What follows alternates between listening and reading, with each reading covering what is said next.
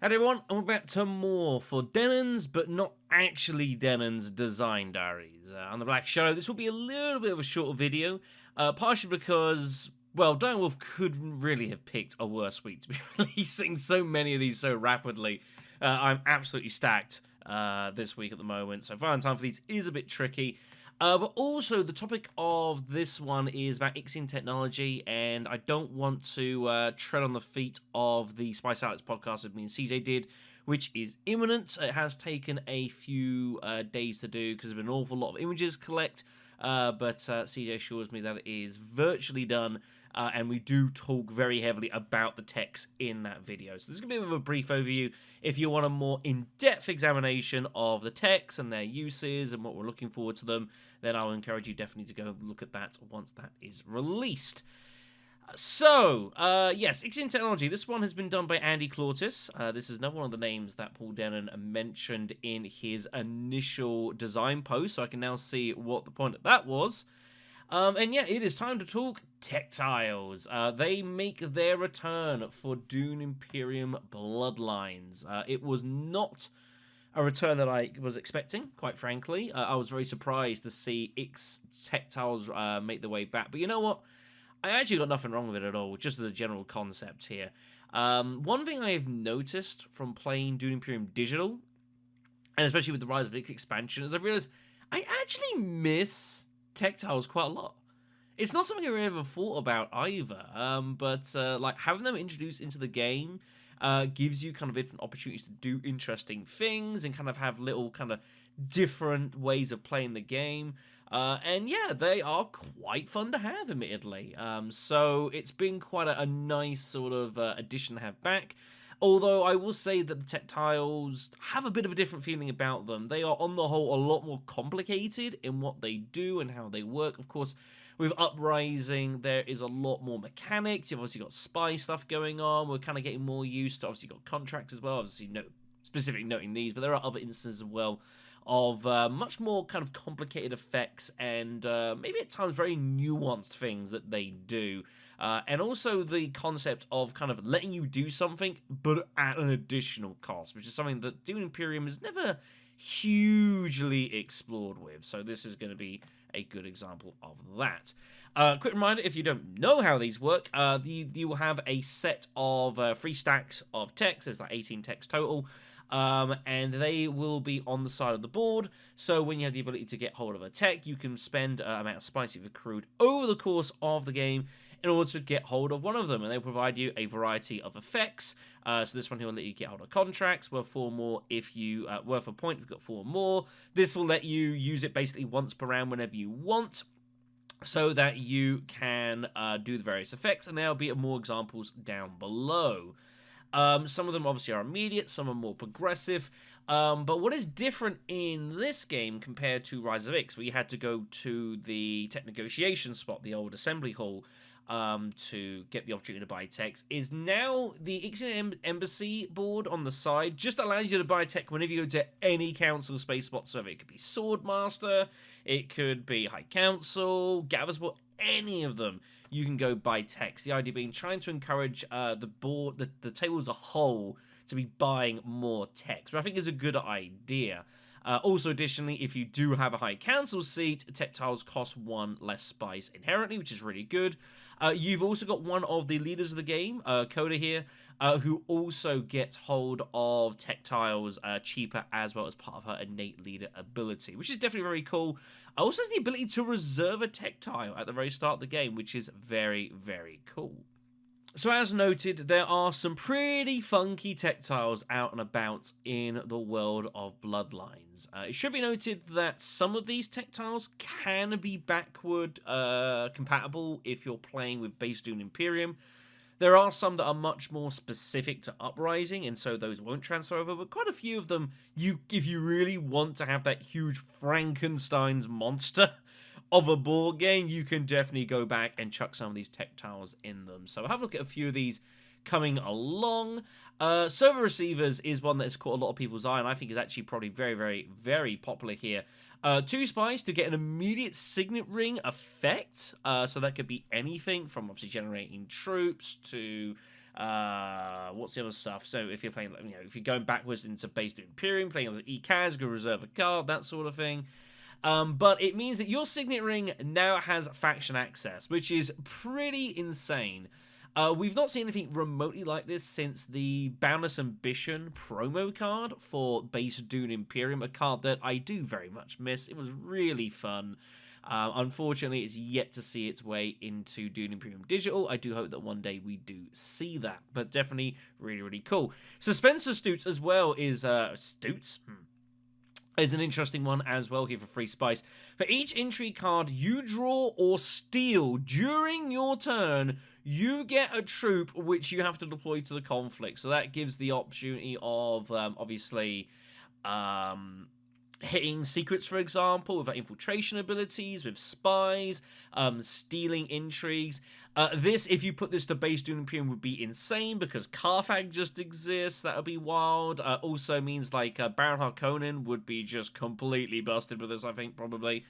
It should be noted, this does not work with Piter de Vries in Bloodlines. It says specifically during your turn, and he draws his Twisted Intrigue cards at the start of the round. So just to mind that there. I think we mentioned that in the Spice Balance podcast, but hopefully CJ's managed to go back and fix our error. And then that gets us to forbidden weapons and the whole concept of having the, obviously potential gains with these techs, but them coming at either immediate or long-term costs. And this is where we get really, really funky, we get really into the weeds, and you have these situations of opportunity cost, and is it worth doing something? Do you have something that you just kind of try to wait late to get hold of, but then you're scared someone else will do before you, and it becomes a bit of a game of chicken. So we want to turn the play experience on its head and give players a completely new angle to pursue. Take forbidden weapons, for example. This tech provides a lot of combat power for only a couple of spies. You know what? It's not bad. But it comes with the consequences of that you have to lose one influence every single round, which is kind of cooked, really. Absolutely insane. It's obviously not so bad if you weren't bothering politics in the first place, although, of course, you still got to make sure you get your friendships. You don't have the influence to lose, but if you can commit early, you can don early conflicts. Of course, that's pretty decent.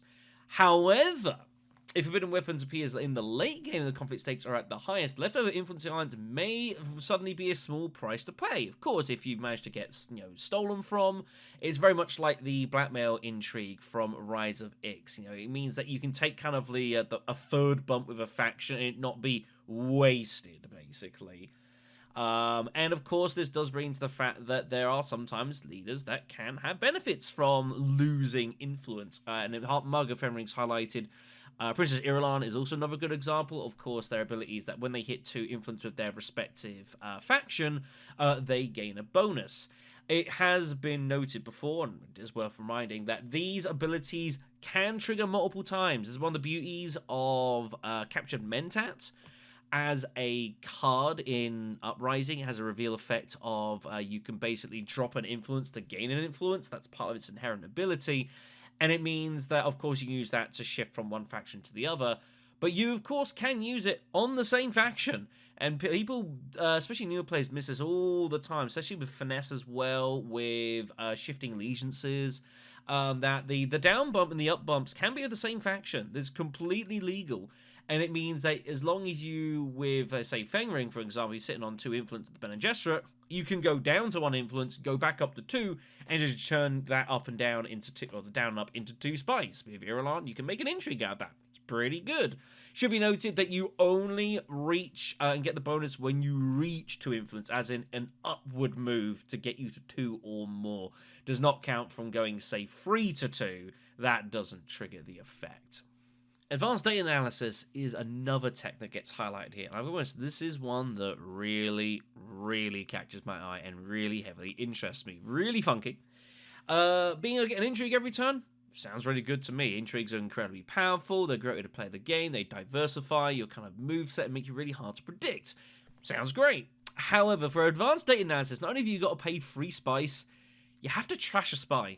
And that's not take it off of the board and, to expend it. It means literally get rid of it from the game. You've put it on the board, not even from your supply. It's going to be on the board, and then you have to legitimately put it back in the box. And you're done. You're down to 2 spies for the rest of the game. It might not sound like a lot, but that does cause a lot of issues in the long term. There's a lot of inflexibility that's given to you, a lack of being able to infiltrate or generate card draw. It also means that battles or intrigues or anything that has a cost of spies suddenly is a lot harder to fulfill in the first place, and you have a lot less wiggle room when you do then decide to spend those spies to do other bits and pieces. So ultimately, really interesting tech. And again, the idea being that this is the you have to weigh the costs to the benefits. Like you might decide to go for this really early. There, of course, there are some leaders in the game that are very heavy spy based. Margot Fenring, Staban Tuek, for example, who trying to do this sounds really, really brutal.